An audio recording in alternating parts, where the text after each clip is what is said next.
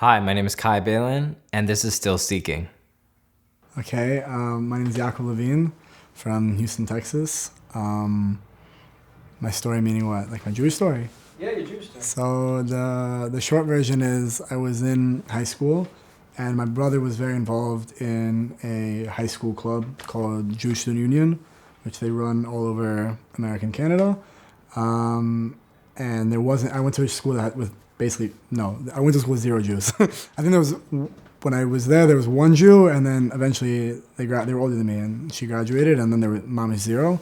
And but I needed like a college resume builder, basically something. So starting like a Jewish club, diversity and whatever, it looks good. So I decided to start the Jewish Student Union Club in my school, for that reason. And then if you want to make it official, so you contact the sort of JSU board people, and they will send like a rabbi represents a person from their organization to come in and sort of run the club for you. They would come for holidays and they would bring food, they'd bring bagels or pizza, whatever, and they would speak about Judaism depending on, whatever, catering towards the crowd that was there, depending on the school. And so I started that and I got in contact with this person. His name is Simcha Brick, and he started coming to my school every other week. And what started as like a club, really, and like I said, there weren't any Jews. There was a couple guys with Jewish dads who came for free bagels, whatever. Eventually, it was just me and this guy who would come. He would come, and I would speak with him for every other week for about an hour during lunch. And we became very close. And then eventually, he started this program for all the different schools. There were about, I don't know, maybe 7 schools or so that had this JSU club. And for all the people who were most interested from each of those schools, he had like a Thursday night program. And so Thursday night, he'd get together all these guys who were, like I said, the more interested of the bunch. And he'd do a more in-depth Jewish class teaching something or other. And I started going to that with a few friends. And I really, really liked it. And that was like sort of the beginning of the journey. And then from there, I went on like an Israel summer program, and then another Israel summer program, and then I went to Yeshiva University for college, and then I went to Yeshiva in Israel, and I came back and finished YU, and then moved to Israel officially. And that was sort of that was the journey. So I was a competitive breakdancer for most of my life, since middle school. I was on a team, and was very serious. I went to this high school I went to was a high school for dance.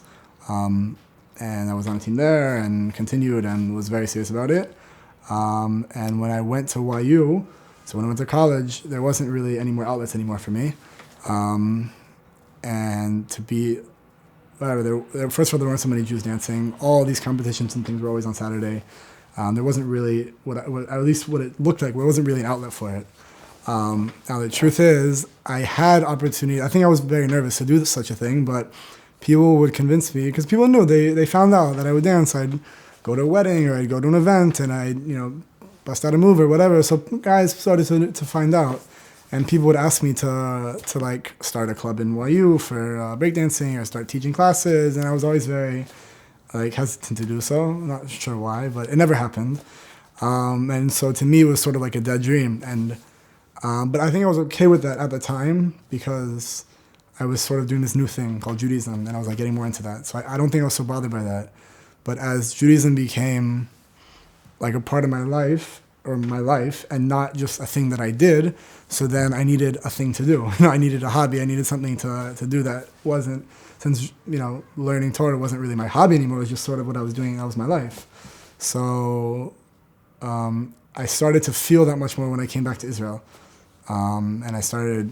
When my life was fully immersed in Torah and I really had not much of an outlet, and I needed an outlet, so I wanted to start dancing, and it was hard. And so that point I made a way for myself. I would dance by myself. I would find places in the neighborhood that were more private, because I didn't want to do it in the middle of the street, and I would dance there and I would practice, and I kept it up, and I did it at weddings, and I was going to enough events where I felt like I still had it part of my life. And then recently, I had a friend of mine who's also a former ballet dancer, and he calls me up and he said that he found a Haredi dance studio in the center of Geula, which is like a really Haredi neighborhood in Jerusalem.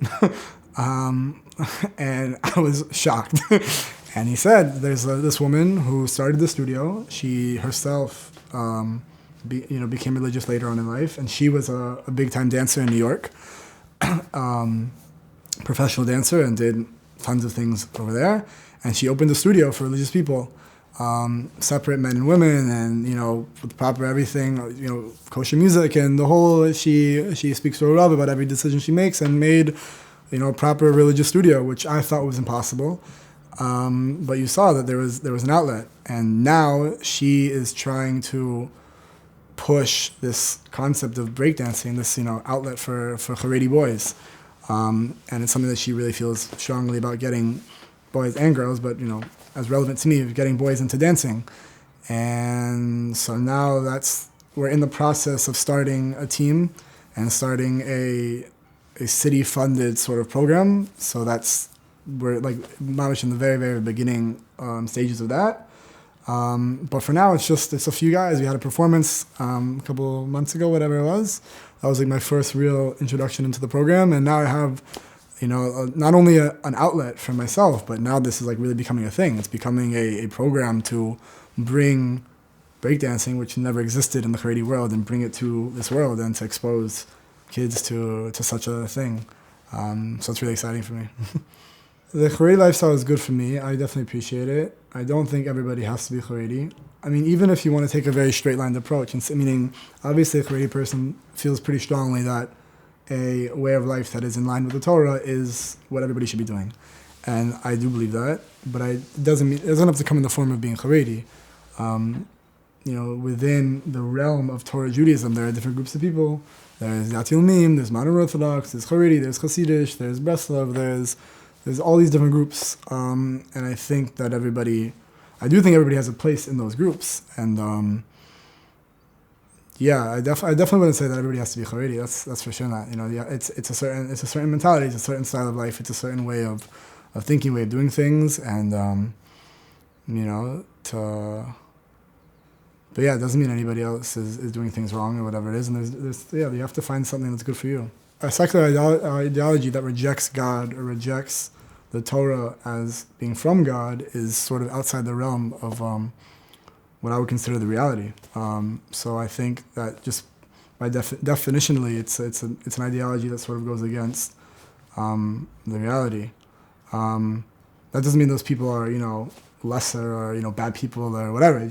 But do I think would I promote such an ideology? I would have to say no. I very much believe that this is the reality of the situation, that there's a God, and God created human beings with the intention to give us this gift called connection to Him, and He gave us the Torah, which is the guidebook on how you reach that connection, and that is the prescribed way of life. So if you want to know how to, this is a silly example, but like if you want to know how to, play baseball to the best of the rules abilities, so then you ask the person who created baseball, right? So the creator of the world gave us a guidebook on how to function in this world.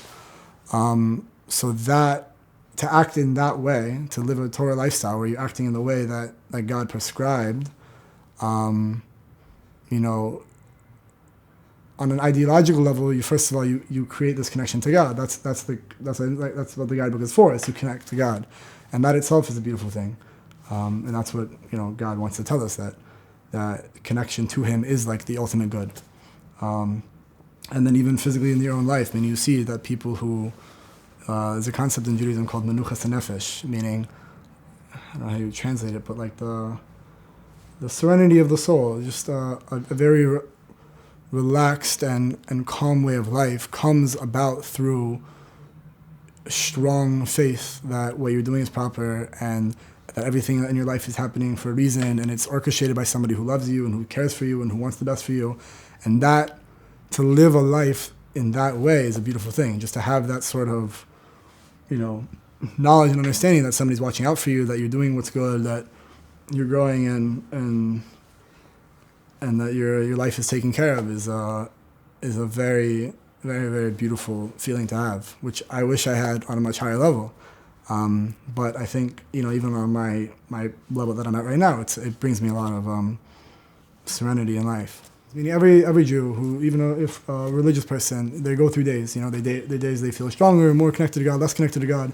So the days that I feel, say less connected, it's not like that I'm, feeling super anxious and terrified. In the days that am connected, I'm like, okay, it's like sort of a step removed. It's that, some days I just go through life and I'm fine, and, I'm not freaking out. Thank God I don't have any, intense mental, blockages or depressions or anything like this. But on the days that you feel really connected, you feel like this elevation. You feel like a high to an extent, and that I don't think I would ever have without this life. The idea is that God is an infinite being that gave a Torah with the knowledge that every single person in this world is different, right? I mean, God knows that. God's not. God recognizes that people are different, and yet still there is this one system that was given to the world. Now we already spoke about one system, meaning there's different systems for men and for women and Jews and non-Jews, but there's everybody fits into some sort of category. And I'm a Jewish male, and I fit into who's not a Cohen or a Levy, and I fit into this category. And everybody like me, which is many people in the world, have the same sort of expectation to some level. So it's a funny thing to say that how could it be that this is the right path for everybody. So it's an interesting ideological idea of how could that be. I think there is some level of faith that it takes to recognize that that God is, we say, you see throughout there are different areas of davening, but in general you see that God is referred to as a father and a king, right? There's two aspects of it. There's some level of a kingship, which is sort of he imparts this, this role as an enforcer of rules, and then there's this fatherly aspect also, that Hashem wants what's best for us and loves us, and those both come through the Torah, right? These principles that God designs for us are meant to make us both feel like a child we're receiving something from someone who loves us, and also a king that's sort of pushing us to do something that whether or not we like it. Meaning, obviously, God thinks that ultimately this is the best thing, that we will like it. But even in those moments that we don't feel like we like it, that's what we're supposed to do. So there is I think a level of faith that it takes to sort of push yourself to say that this being Hashem wants what's best for me, and that's why He's giving us this. But yeah, it's a difficult point that how can I be certain that this lifestyle is going to fit for me? But that's what I would have to say, that it takes that's the level of faith that it takes. You do see though that, meaning for whatever it's worth, even everybody who lives this lifestyle, they're not the same. You see different people had different, they had greatness in different areas. There's different areas of, even if you look at the really, really nitty gritty, very, very religious points, all the way down to, there are certain people who had certain, the Torah prescribes a lot of things for us to do, right? There's lots of mitzvahs and also lots of character traits that we're supposed to acquire. Being a good person to other people, having, humility and having kindness and, charity and all these, everybody has different issues. And you see that there are the great people of our world, each of them gravitated towards a certain character trait. There's a certain thing that they had best. It wasn't just everybody's just religious and so everybody meets this standard of being a nice person and this standard of, keeping kosher. That's not the point. The point is that everybody has even within the system, there are things that we struggle with, and there are things that's our thing, So I think in that context there should be something, hopefully for everybody to sort of latch onto, this is going to be my thing that I want to be the best at. While still trying to meet, a general requisite everywhere. I wasn't on this soul-searching journey where I decided, if I have all these options in front of me and I'm trying to find myself, and I could go become a Buddhist, or I could go to a monastery, I just sort of fell into this, and at some point I came to the realization that I think that God is real and that the Torah is true, and it was basically a wrap from there. So for me to sort of give someone advice on how to feel like that is, I also had a very easy time fitting in. I think I had an easier than average time fitting in to religious society than most people. I attribute that mostly to my experience in YU, is the truth, because YU was a very low pressure environment where everybody was born religious, basically. So a lot of people don't have that experience. They end up in these places that are for people that didn't grow up religious, which I also ended up in later on. But I think living in a society where people were born religious, and that is like just an expectation, and people are normal about it, and they already have all this background of what to do and how to do it, but they're also like not super intense about it, I think helped me sort of assimilate. So for me, I had probably an easier than average journey getting to where I'm at. It does remind me though of something that someone told me once. I spoke to her about this, about my ease in this journey, and I was like, it feels weird, like why is it so easy? And he told me something that I think is, maybe this is something that helps you, is that there's certain areas in life that God wants you to sort of just speed through, because everybody's going to have struggles in life, everybody's going to have challenges. So some people's challenges maybe are at stage A, where you're at, of like, do I even want to pursue this at all? So that's not where my struggle is. My struggle was, maybe now is where my struggle starts to come into, when I'm already past that stage, and now I have to sort of, make a life for myself in Israel. Like, there's, everybody has their own stage of the struggles. But he said, it could be that, God didn't want you to struggle getting to the stage of just being a frum Jew on a basic standard. Your struggles come later. So maybe, somebody else's struggles start step aleph, that do I want to do this at all? So maybe, everybody has their own little, or their own stage, and sometimes God just brushes you through, and sometimes God parks you and says, here's where you're gonna have a challenge, and you have to find the answer to that challenge, whatever it is. And not only did I not grow up religious, I didn't know anybody who was religious. I didn't really know anybody who strongly believed in God. I mean, I probably did, but at least it wasn't a topic of conversation. Like I wasn't like, oh, like my friend Jim like believes in God. Like I didn't really know. Like if somebody asked, like, does this guy believe in God? I'd probably say I have no idea if he does or doesn't. Like I didn't grow up where it was like a topic of conversation or anything. So I don't think it's anything I ever thought about. And then, I guess the end of your question, I think a lot of I didn't really start to delve into Jewish ideology and understanding these types of questions, like what God was, until very recently. I think I was already quite a few years into my religious journey, as maybe backwards as it sounds, before I started looking into, what is God? What does it mean? What does like Jewish ideology say about these types of ideas? That wasn't really my perspective. I don't know why that wasn't something I was drawn after. I was drawn after text-based learning and halacha and legal things for what I guess, I don't know, my personality, whatever. I don't know why. So only recently did I start getting into these ideas. So now I'm sort of now trying to get more into that journey of trying to understand ideologically where I stand as a Jew and where Judaism stands on certain issues and these types of things. It might be a reality in the beginning of the journey that you sort of have to isolate yourself. Like I think the medical skill example is good, that somebody who spends 10 years in medical school, so they sort of have to cut out a lot of their life. They have to cut out a lot of friendships and relationships and hobbies to spend 10 hours a day on school. And that's very difficult. But when they that doesn't mean that they're not that person anymore. But especially somebody who comes, this is really only especially true by people who didn't grow up religious, who now are thrown into this and they want to learn so much in such a short amount of time. Somebody who spent 18 years of their life, their parents were religious and they were religious, so they don't have this issue as much. But somebody who just is thrown into it, so like the medical student, it might take, well, hopefully not 10 years, whatever, it might take a certain amount of years to before you're able to sort of get back into things, but and 10 years of maybe focusing hardcore on the task at hand of trying to get to a certain spiritual journey.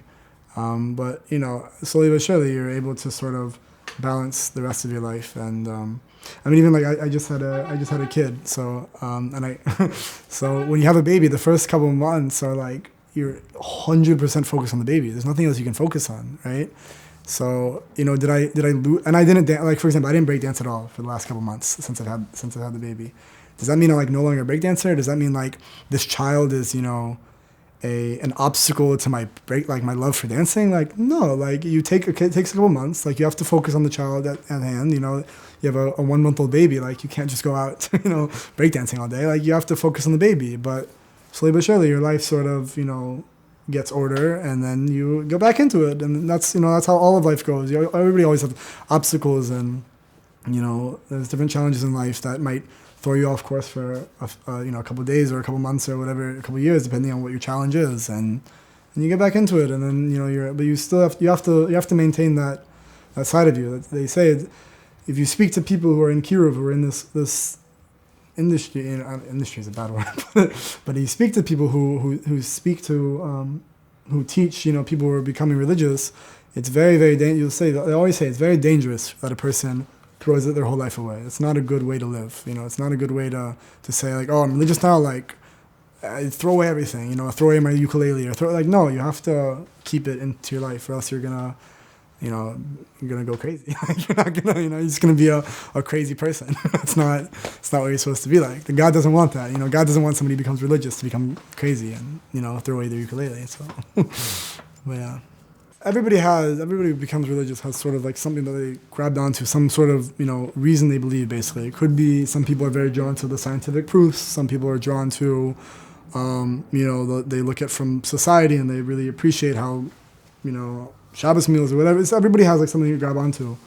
I think personally, I grabbed onto what I would refer as like emunas chachamim, meaning the belief in the rabbis, basically. Meaning I saw the people who I saw who were great in Torah, great rabbis, and you meet them and you see how they interact with people and you see how intelligent they are and how happy they are. And I think at some point it came to a point where I couldn't believe that these people were wasting their lives. And, if you don't believe in the Torah, you believe that people are wasting their lives, right? Like, why else would you sit 18 hours a day and learn Torah? It's ridiculous, right? So I couldn't find myself to believe such a thing. I think that was like a strong guide, that I just saw these people that were devoting their lives to this, and I said, like, these people seem to have it down. They seem the happiest and the most, they have the greatest character trait. They're good people. This is like the lifestyle that I want to live, and I don't believe that they're doing it wrong. And I think that if I had to pick someone to follow, like, those are the people that I want to follow. I think that's sort of what kept me in. Thank you for watching this episode of Still Seeking. There'll be more episodes posted in the future, and if you want to get notifications, you can hit the bell button and subscribe.